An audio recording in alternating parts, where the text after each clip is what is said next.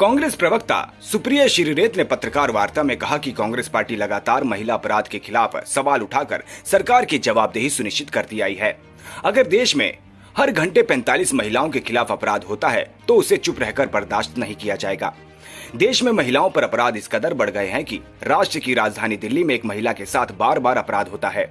वो पुलिस में FIR करने गई, लेकिन दिल्ली पुलिस ने FIR दर्ज नहीं की। इस घटना के बाद वो आदमी फिर से उस महिला का रेप करता है, लेकिन फिर भी FIR नहीं लिखी गई। ओडिशा में एक छात्रा बीच पर गई जहां 10 लोगों ने उसका सामूहिक बलात्कार कर दिया। मुजफ्फरपुर में दलित बच्ची का रेप किया गया और चाकू से गोदकर हत्या कर दी गई।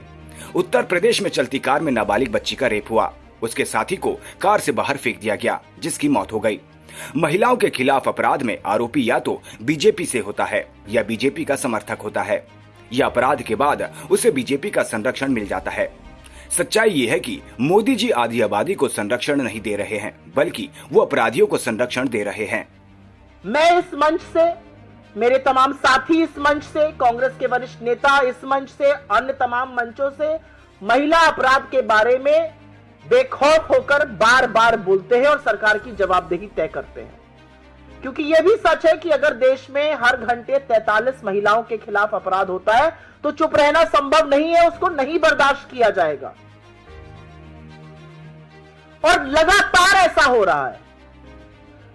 राष्ट्र की राजधानी दिल्ली में एक महिला के साथ बार बार अपराध होता है, वही आदमी उसके साथ बलात्कार करता है जिसकी वो कंप्लेन करने गई थी, जिसकी दिल्ली पुलिस ने कंप्लेन नहीं लिखी जनवरी में, अब वो फिर उसका रेप करता है और उसकी फिर FIR नहीं लिखी जाती है।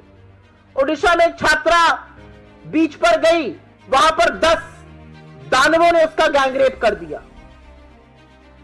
असलियत यह है कि छत्तीसगढ़ में एक आदिवासी औरत का इतनी बुरी तरह से गैंगरेप हुआ और उसकी अतड़ियां तक बाहर मिली।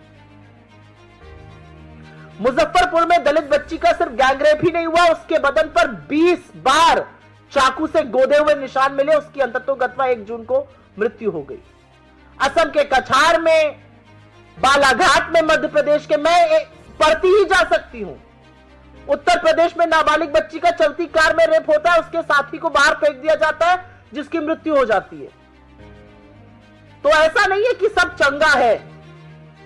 और यह एक सच है कि अधिकांश जो ऐसे मामले आते हैं, अधिकांश जो ऐसे कांड आते हैं, चाहे वो IIT BHU हो, चाहे वो नाव हो, चाहे वो चिन्मयानंद हो, चाहे वो अंकिता भंडारी हो, चाहे वो हरिद्वार की वो पिशाचनी हो जो अपनी बच्ची का गैंगरेप करा रही थी, या तो वो बीजेपी में पाए जाते हैं, या वो बीजेपी समर्थक होते हैं, या ऐसे अपराध के बाद उनको बीजेपी का संरक्षण मिल जाता है।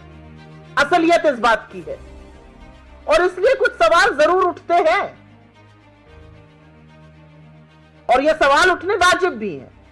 सवाल इसलिए उठते हैं क्योंकि अगर प्रज्वल रेवन्ना का प्रचार करने मोदी जी जाएंगे, अगर हर कीमत पर IIT BHU के गैंग रेपिस्ट को बचाने में सारी भाजपा जुट जाएगी तो पॉलिटिकल संरक्षण मिल रहा है और इसीलिए अपराधी इतने बेखौफ हो रहे हैं। बड़ी बड़ी जो स्कीम्स हैं, चाहे वो निर्भया हो, चाहे वो बेटी बचाओ बेटी पढ़ाओ हो, जो अब मिशन शक्ति के अंतर्गत सब सब्ज्यूम हो गई हैं, उसके लगातार फंड काटे जा रहे हैं।